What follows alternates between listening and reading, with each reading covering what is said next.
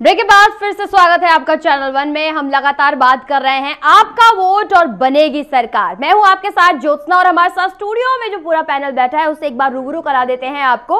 हमारे साथ बीजेपी नेता दिनेश सिंह मौजूद हैं, वरिष्ठ पत्रकार प्रदीप माथुर जी मौजूद हैं और साथ ही साथ कांग्रेस के सोशल नेटवर्किंग मीडिया से जुड़े हुए सदस्य हैं हमारे साथ विशाल कुंद्रा जी, और साथ ही SIRFnews.com के संपादक हैं हमारे साथ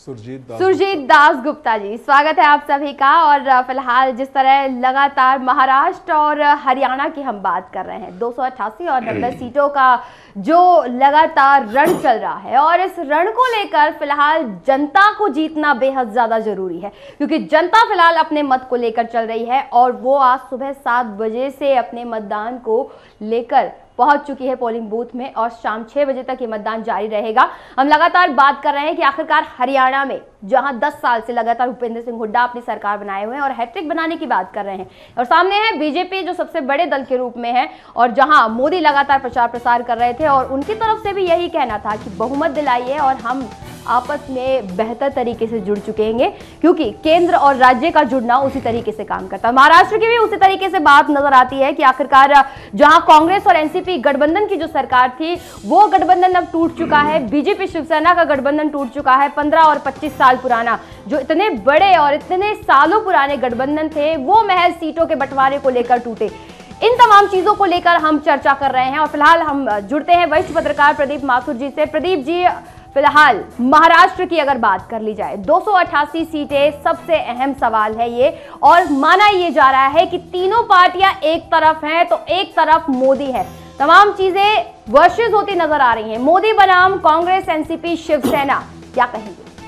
ये देखिए, ऐसा है कि जहाँ तक महाराष्ट्र का सवाल है, अगर आप महाराष्ट्र की राजनीति को देखें तो उसमें एक बात जो है मराठा प्राइड की बहुत दिनों से आ रही है, मराठी आत्मसम्मान, मराठी मानुष की तमाम बात आ रही है जी। अब इस बात का क्या हुआ कि ये सारी जो चीज़ें थी वो ये, क्योंकि इसके बाल ठाकरे साहब उसके वो थे और मुस्लिम विरोधी भी थे, तो इसलिए वो जो क्या कहना चाहिए एक प्रो हिंदुत्व वाला फैक्टर बन गया। तो अब इस चुनाव में ये बड़ा फैसला होने वाला है कि जो मराठी मानुष की बात है उसमें हिंदुत्व का भाव कितना है और मराठी का भाव कितना है। तो मेरा मानना यह है कि ये सारा जो बीजेपी के पक्ष में जो मतदान होगा या बीजेपी के उसमें होगा, लहर में होगा, वो ये तय करेगा कि क्या जो मोदी जी जो है पूरे मराठी मानुष की मनोवृत्ति को भी अपने साथ रख सकते हैं या सिर्फ उसका जो हिंदुत्व का जो भाग है उसको अपने साथ रख पाते हैं। तो मेरा ये मानना है, तो इसलिए मतलब ये है कि ये लहर वगैरह की बात है, ये तमाम जो लोकल फैक्टर्स हैं इनके साथ तो प्रभावित होगी। मैं समझता हूँ कि इस गठबंधन के बाद जो है शिवसेना का भी एक वहाँ पर एक प्रभाव बनेगा, और ये सब है। इन सब बातों के मूल में ये भी है, अगर आप देखें कि ट्रेडिशनली जो है महाराष्ट्र जो है पहले इस वजह से पहले कांग्रेस की स्टेट रही है, तो मेरा कहने का मतलब ये कि जितनी आसानी के साथ ये बातें कही जा रही हैं कि इसको इतने मिल जाएंगे, ऐसा नहीं है। लोकल फैक्टर्स उससे बहुत काम करेंगे और मुझको लगता है कि महाराष्ट्र में भी एक स्प्लिट वर्डिक्ट आएगा। जाहिर सी बात है। सुरजीत जी, आखिरकार ये जो गठबंधन आपस में पहले जुड़े हुए थे और अब टूट चुके हैं, इस टूट जाने का कहीं ना कहीं खामियाजा भुगतना पड़ सकता है बड़ी पार्टियों को? जी नहीं, मुझे ऐसा नहीं लगता। बल्कि अगर आप मेरा जो है पर्सनल विश ये पूछे जी, तो मैं ये समझता हूँ कि जब से कोalition पॉलिटिक्स शुरू हुआ है जी, तब से घोटाले बढ़ गए हैं जी, बहुत बड़े अनुपात में बढ़ गए हैं जी। जिस वक्त सिर्फ कांग्रेस का राज हुआ करता था, इक्के दुक्के जैसे बोफोर्स जैसे कांड आते थे जी। सबसे पहले शुरू हुआ था जीप स्कैंडल, लेकिन ये जो हजारों लाखों करोड़ों की संख्या में जो घोटाले हो रहे हैं ये कोalition पॉलिटिक्स की देन है। इसलिए मैं तो ये कहूंगा, और हमेशा आप देखते आ रहे हैं कि पिछले 10 सालों में जितनी बार घोटालों की बात हुई तो उतनी बार कोalition धर्म की बात की गई कि हम मजबूर है, कुछ कर नहीं सकते। और वैसे भी आप देखिए कि पहले जो घोटाले आए वो कांग्रेस के जो गठबंधन के साथी थे उन्होंने पहले घोटाले किए। ए राजा जो है वो कांग्रेस के नहीं थे, वो डीएमके के थे। तो इसी तरह से मुझे ऐसा लगता है कि अक्सर बड़ी पार्टियां मजबूर हो जाती है अपनी जुबान बंद रखने के लिए जब उनकी नजर के सामने ये घोटाले होते हैं। इसलिए ये एक अच्छा मैं बदलाव देख रहा हूं। और दूसरा मैं ये कहना चाहूंगा, जैसे प्रोग्राम के पिछले सत्र में मैंने कहा था जी, लोकसभा चुनाव में ये साबित हो चुका है कि जब एंटी इनकम्बेंसी बहुत भारी तरह से हावी हो जाती है तो आइडेंटिटी पॉलिटिक्स जो है वो कम हो जाती है। बिल्कुल। तो इस वजह से जो है मराठी मानुष का हो या हिंदुत्व का हो, ये इस बार के चुनाव के मुद्दे ही नहीं है। बिल्कुल, इस बार मुद्दे कुछ और हटकर आ रहे हैं और लोग उसी मुद्दे को ज्यादा महत्व दे रहे हैं जो लोगों को अपने से जुड़ा हुआ लगता है। विशाल जी, एंटी इनकम्बेंसी की अगर बात कर ली जाए, जिस तरह से लोकसभा चुनाव के दौरान भी देखने को मिला, यूपीए सरकार के खिलाफ यही चीजें नजर आई थी। क्या ये मान लिया जाए कि कोएलिशन रूल को लेकर यूपीए सरकार के अंतर्गत कांग्रेस भी चल रही थी और कहीं ना कहीं ये माना जा सकता है कि गठबंधन धर्म की वजह से वो भी कुछ करने के लिए पूरी तरह से तैयार नहीं थी? जब सवाल उठता था कि आखिरकार कोई कदम उठाया जाएगा सरकार की तरफ से, तो उठा नहीं पाती थी और यही शायद हालात अब प्रदेश स्तर पर भी नजर आए महाराष्ट्र में। देखिए, यही तो हम पहले मैं एंटी इनकम्बेंसी की बात कर लूं जी। कांग्रेस की एंटी इनकम्बेंसी नहीं रही है जी। ये एक बीजेपी द्वारा एक चलाई गई हवा है जी। कि इसको कूड़ेदान दिखाना और इसको फूलदान दिखाना जी। उन्होंने अपने कूड़ेदान को पेंट करके लोगों को फूलदान दिखाया है जी। और कांग्रेस के फूलदान को ऐसी मार्केटिंग से कूड़ादान दिखाया है जी। कि इनकी एक बार हांडी कांड पे चढ़ जाए जी। पहली बात यह है कि झूठ एक बार जीतता है और पहले भी सिर्फ 5 साल के लिए जीता था, सच फिर 65 साल के लिए जीता है। ये भी अब भी यही होगा। उसका उदाहरण हमने 100 दिन में उपचुनाव में भी देख लिया जी। और दूसरी बात रही कोरिलेशन की, यही हम हमेशा जनता से अपील करते हैं कि आप सोच समझ के वोट दीजिए। हम खुद कोरिलेशन के खिलाफ हैं, हम भी चाहते हैं कि हमारे को पूर्ण बहुमत मिले और हम तो खुश है कि अगर जनता ने इस बार पूर्ण बहुमत दिया है बीजेपी की, तो हम खुश है। वो करके दिखाए पूर्ण बहुमत में काम, वो भी हम भी देखना चाहते हैं कि पूर्ण बहुमत में वो और हमारे कोरिलेशन में बेटर कौन करके दिखाता है, हम भी ये चाहते हैं। और हम तो अभी भी जनता से अपील कर रहे हैं कि अगर आप हरियाणा और महाराष्ट्र में अगर मैंडेट देना चाहते हैं तो प्लीज चाहे हमें ना दीजिए चाहे किसी को भी दीजिए, पर दीजिए पूर्ण बहुमत, जिससे जनता का ही विकास हो, जनता का हित हो। एंटी इनकम्बेंसी की बात को पूरी तरह से नकार रहे हैं दिनेश जी। क्या इस बात को पूरी तरह से कहा जा सकता है कि बीजेपी अपनी तरफ से इन तमाम चीजों को ब्रांड की तरह फिलहाल रख रही है? हर चीज को पेंट करके दिखाया जा रहा है, मोदी को ज्यादातर ऐसे दिखाया जा रहा है कि वही तमाम चीजों को बदल कर रख देंगे। इस बात को खैर कांग्रेस की तरफ से कहा जा रहा है, लेकिन फिलहाल बीजेपी का क्या कुछ मानना है इस बारे में? ज्योत्सना जी, देखिए, पेंट करने का काम सभी लोग करते हैं। हम राजनीतिक क्षेत्र का कार्यकर्ता हैं तो हम लोग अपनी अपनी बात करते हैं, लेकिन आप पेंट किसको करेंगे जी? जब कुछ होगा तो उसी को तो पेंट करेंगे। यहाँ तो कांग्रेस के पास पेंट करने के लिए कुछ बचा ही नहीं था जी। और जो अभी 2014 का लोकसभा का चुनाव अभी हाल फिलहाल में हुआ है जी। जो महाराष्ट्र में कांग्रेस पार्टी 2 सीट पर सिमट गई, जो 15 साल से शासन में है जी। तो आप कैसे कह सकते हैं कि नहीं कोई प्रभाव नहीं, इनकम्बेंसी नहीं है? आपके राष्ट्रीय अध्यक्षा जाती है, 6 रैली करते हैं, उसके बाद रैली नहीं होती। हकीकत अगर मानिए, अब चुनाव संपन्न हो गया है, लेकिन हकीकत अगर मानिए तो लोग देखना, हो सकता है सोनिया गांधी को लोग देखना चाहते हो, लेकिन मेरी समझ से कोई सोनिया गांधी को सुनना नहीं चाहता है। और जब कोई बात प्रधानमंत्री जी जाते हैं, अमेरिका गए थे, तो मुझे एक बेहद अफसोस होता कि प्रधानमंत्री जब जाते हैं तो प्रधानमंत्री देश के होते हैं और वहां सीना नापने का काम कांग्रेस पार्टी वाले करना शुरू कर दिए। तो मेरा एक निवेदन है, एक तो दर्जीगिरी का काम खत्म कर दें। अगर करना है तो दर्जीगिरी में 3 काम होते हैं, मुझे जितना पता है। एक नाप लेना, दूसरा कटिंग करना और तीसरा टेलरिंग करना। को लगातार बयानबाजी में रखा गया है, आरोप प्रत्यारोप में रखा गया है। आखिरकार प्रदीप जी, जिसे निजी बयान कहा जाता है और इसे कहीं ना कहीं निंदनीय भी माना जाना चाहिए, लेकिन आखिरकार सवाल उसी तरह से नजर आते हैं। यह बात सिर्फ कांग्रेस की तरफ से नहीं उठी है, बल्कि शिवसेना जो साथ में खड़ी हुई है, वो जब साथ छोड़ के गई है, अब जब साथ टूट गया है तो निशाना साधा जा रहा है। इसे कितना सही माना जा सकता है, क्योंकि महाराष्ट्र में अब सब चीजें अलग हो चुकी है। ज्योत्सना जी, एक बात कहूं, मुझे जाना भी है, सिर्फ क्षमा चाहूंगा प्रदीप जी से। सिर्फ एक, देखिए, 2 चीजें हैं। मैं ये जानता हूं कि देखिए किसी परिवार में 2 भाई होते हैं जी। 20 साल 25 साल 30 साल तक की अपनी यात्रा जो है साथ प्रारंभ करते हैं। किसी मुद्दे पे हर परिवार में डिवीजन है तो लोग अलग अलग हो जाते हैं, लेकिन जिस दिन अलग हो जाते हैं, क्या ये भाई का फर्ज बनता है कि एक भाई दूसरे भाई के ऊपर छीटाकशी करे? नंबर 1। और दूसरा, जिस तरह की बात की जाए कि हमारा भारतीय जनता पार्टी हमारे दुश्मन नंबर 1 है, कभी भाजपा को चूहा अपने को शेर। मैं एक चीज कहना चाहता हूं कि भारतीय जनता पार्टी की दुश्मन नंबर 1 मेरे जाते जाते अगर मुझसे पूछना चाहते हैं तो है भ्रष्टाचार और कुशासन। और दूसरी चीज, और शेर कौन है और चूहा कौन है? ये लोकतांत्रिक देश है प्रदीप जी। जब यहाँ जनता सुन लीजिए, अमित शाह हरियाणा में जाके एक मिनिस्टर को बोलते हैं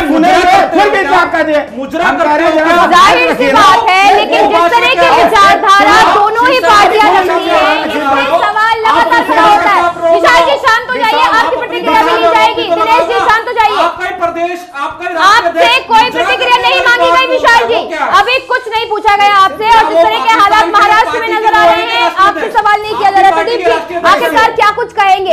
यहाँ भाई भाई की बात की जा रही है, भरत मिलाप की बात कर लेते हैं, एमएनएस की और शिवसेना की बात कर लेते हैं। आखिरकार आप निंदा करते हैं अमित शाह की बात। विशाल जी आपकी बात नहीं सुनी जा रही, आपकी बात नहीं सुनी जा रही विशाल जी, आपसे बात की जाएगी, अभी आपसे प्रतिक्रिया ली जाएगी। शिवसेना और एमएनएस की बात कर लेते हैं। प्रदीप जी की तरफ रुख कर रहे हैं, प्रदीप जी की तरफ रुख कर रहे हैं। प्रदीप जी आखिरकार क्या कुछ कहेंगे?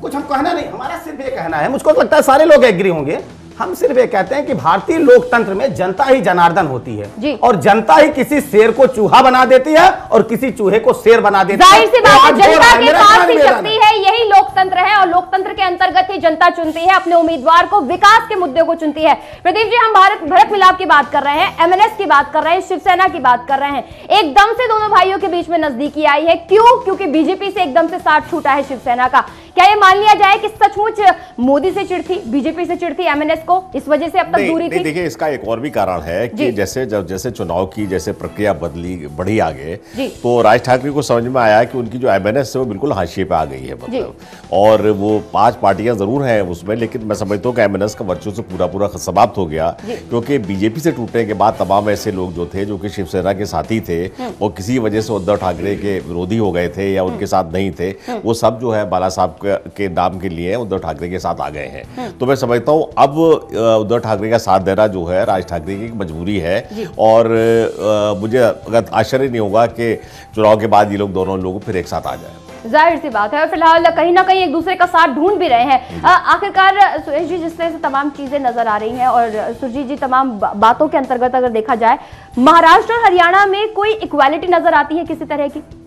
जी, इक्वालिटी जैसे इसी विषय पर जब सबसे पहली बार मैं आपके चैनल पे बोला था, मैंने कहा कि महाराष्ट्र और हरियाणा में एक समानता है जी, वो है आर्थिक व्यवस्था की जी।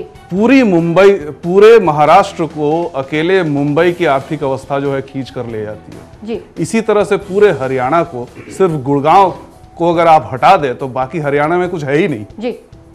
न तो करनाल का विकास हुआ है जी, न तो रोहतक का विकास हुआ है, और जब आप हाईवे से दूर चले जाते हैं वहां तो विकास का आपको नामो निशान नहीं मिलता। तो ये जो व्यवस्था है, ये एक बड़े राज्य को एकमात्र शहर जो है वो खींच के ले जा रहा है, इस व्यवस्था में परिवर्तन बहुत जरूरी है। और मैं थोड़ा सा प्रदीप जी की बात से इत्तेफाक नहीं रखता, ये एमएनएस और शिवसेना के साथ आने की बात, मुझे ऐसा लगता है कि उनके व्यक्तिगत रिश्ते में इतनी खटास आ गई है, क्योंकि ये इस बात को कोई नहीं नकार सकता कि राज ठाकरे ने शिवसेना को खड़ा किया था, शिवसेना की युवा पीढ़ी को खड़ा किया था, लेकिन जब बाल ठाकरे के सामने ये चॉइस आया कि उनका उत्तराधिकारी कौन हो, तो उन्होंने अपने पुत्र मोह से वो आगे नहीं निकल पाए। इस वजह से उस परिवार में स्प्लिट हो गया और पार्टी 2 भाग में हो गई। और राज ठाकरे को आज भी पता है कि अगर वो वापस आते हैं तो शिवसेना का अध्यक्ष वो नहीं बन पाएंगे, और उनको अध्यक्ष से नीचे कोई भी जो ऑफर है वो मंजूर नहीं है। इस वजह से मुझे नहीं, और इस पर एक उनका 9 साल पहले रिश्ता टूटा था, ये मेरा अंदाजा नहीं है, स्प्लिट देखे जा रहे हैं, ये मेरा अंदाजा नहीं है, जाहिर सी बात है। और कहीं ना कहीं राजनीति ऐसी चीज है जो हर चीज को एक साथ एक ध्रुव पर ले आती है। मैं ये कह रहा हूं कि ये मेरा अंदाजा नहीं है, इस पर राज ठाकरे का एक इंटरव्यू आ गया है जी, आ गया है कि मैं वहां पर वापस उनके साथ विलीन नहीं होने वाला हूं जी। जाहिर सी बात है। फिलहाल विशाल जी, आखिरकार जिसमें एंटी इनकम्बेंसी के पहले इस तरह बात कर रहे थे कि आखिरकार इस तरह की कोई है ही नहीं चीज, और साथ ही साथ बीजेपी अपनी तरफ से तमाम चीजों को इस तरह पेंट कर रही है कि वही सबसे अच्छे हैं और वही बेहतर करके दिखा सकते हैं। क्या महाराष्ट्र में जो तमाम तरह के घोटाले सामने आए, और हरियाणा की भी अगर बात कर ली जाए तो हरियाणा में भी जमीन घोटाला सामने आ गया, और उसको लेकर के रॉबर्ट वाड्रा जिनके साथ निजी संबंध थे कांग्रेस के, उन तमाम चीजों को भी उठाया गया, क्या इन्हें दरकिनार किया जा सकता है? देखिए, लोकसभा चुनाव के टाइम में इनको भी बहुत जमीन घोटाला याद आया था जी, भाजपा को, मोदी जी को, और ये कहते थे 72 घंटे में हम वाड्रा जी को, हमारे पास सारे सबूत है, हमारी सरकार बनते ही हम 72 घंटे में वाड्रा जी को जेल में भेजेंगे। इवन वसुंधरा जी की जब सरकार आने वाली थी राजस्थान में, उन्होंने बोला था 1 हफ्ते में हमारी सरकार आती है, 1 हफ्ते में हम वाड्रा जी को जेल में भेज देंगे। मुझे ये कहना है, अभी इन्होंने कोर्ट में सीबीआई जांच के लिए वाड्रा जी के खिलाफ अपील डाली जी, वो कोर्ट में रिजेक्ट हो गई क्योंकि पर्याप्त सबूत नहीं थे। आज 150 दिन हो गए वाड्रा जी खुद बाहर घूम रहे हैं, ये क्यों नहीं जेल में करवा पाए अगर इनके पास सबूत थे तो। ये सिर्फ उनके कंधे पे बंदूक रखकर चला रहे हैं। इवन हुड्डा जी ने भी बोला है कि सबूत पेश कर दीजिए, अगर मैंने कोई भी 1 इंच जमीन में घोटाला किया हो तो मैं राजनीतिक संन्यास ले लूंगा। उसके बावजूद भी इनको तो बहुत अच्छा मौका मिला है हुड्डा जी को राजनीतिक संन्यास दिलवाने का, तो उसका फायदा क्यों नहीं उठाते ये लोग? तो बिल्कुल दिनेश जी, आखिरकार इस पर कदम क्यों नहीं उठाया गया बीजेपी की तरफ से? जब इतनी तमाम बातें कही गई, सबूत की बात कही गई, बावजूद इसके तमाम तरह की कोई कार्रवाई नजर नहीं आई और अभी भी आरोप प्रत्यारोप के अंतर्गत यही सवाल उठता है। ज्योत्सना जी, मौका आज मिला है ना जी। एक तो हाई कोर्ट ने कह दिया ना जो सरकार संवैधानिक है, 5 विधायकों की सदस्यता समाप्त कर। जमीन घोटाले की बात कर रही है, जमीन घोटाले की बात लीजिए आप, जमीन घोटाले की बात हो रही है ना आपके अंदर पता नहीं कौन सी बीमारी है बीच में कूदने की। जमीन घोटाले की हम आपने बोला, हम आप बोल यार, बड़ी दिक्कत है आपके साथ विशाल जी। हमको समझते थे, प्रतिक्रिया ली जाएगी। दिनेश जी, आप अपनी बात पूरी कीजिए, आप अपनी बात बड़ी समस्या है, सबके इलाज की बात पूरी कीजिए, पूरी सुनी जाएगी बात। मैं सिर्फ ये निवेदन कर रहा था जी कि जिस सरकार ने निर्णय किया उस सरकार ही कोर्ट ने संवैधान, अगर इतना ही चरित्र था, इतना ही नैतिक चरित्र था हुड्डा जी के पास, तो उनको इस्तीफा दे देना चाहिए था जी, जैसे महाराष्ट्र में हुआ जी, उनको दे देना चाहिए था ना। अगर 5 हाईकोर्ट ने उंगली उठा दिए, 5 विधायक जिनके सारे बैसाखी पर आप चल रहे थे उनको अयोग्य कर दिया, तो आप सरकार आपकी कहां रही? नंबर 1। और उन विधायकों के बल पर जिनको सरकार ने हटा दिया वो हाईकोर्ट ने, फिर आप कहां रहे?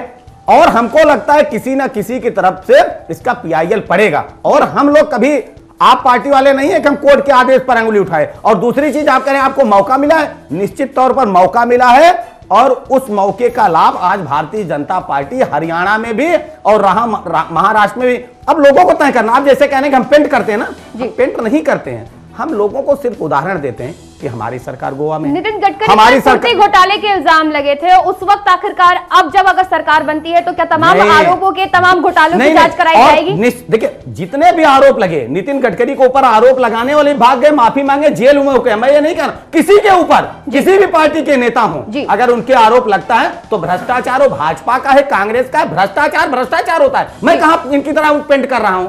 मैं ये कह रहा हूं किसी का भी भ्रष्टाचार। और सुनिए, हमारी सरकार गोवा में है, भारतीय जनता पार्टी की सरकार छत्तीसगढ़ में, मध्य प्रदेश में, राजस्थान। मैं तो जनता से निवेदन करता हूं और जनता उस निवेदन को स्वीकार कर रही है कि भारतीय जनता पार्टी शासित राज्यों को देख रही है, उस विकास के साथ जाना चाहती है, उस प्रॉपर्टी डीलिंग से छुटकारा पाना चाहती है, उस भ्रष्टाचार से छुटकारा पाना चाहती है, उस परिवारवाद से छुटकारा पाना चाहती है। और आज के जाहिर सी बात है ये मुद्दे लगातार बीजेपी की तरफ से उठाए जा रहे हैं। इतने सालों से प्रदीप जी आप देखते आए हैं, हर चीज बदलती है, हर चीज सवाल खड़े करती है। हरियाणा के अगर 48 सालों को देखा जाए तो आखिरकार कितना ज्यादा बदलाव होता हुआ नजर आया है। अगर मैं सिर्फ 10 साल कांग्रेस के अगर देख लिए जाए तो क्या इन्हें बदलाव के नजरिए से देखा जा सकता है? देखिए, बड़ी समस्या ये है कि नेताओं के बीच में जब लोग बैठ जाते हैं ना तो समझ नहीं आता क्या बोल रहे हैं। मैं आपको सिर्फ बताना चाहता हूँ बिना किसी राजनीतिक उसके कि भ्रष्टाचार किसी पार्टी की मोनोपोली नहीं है, मतलब।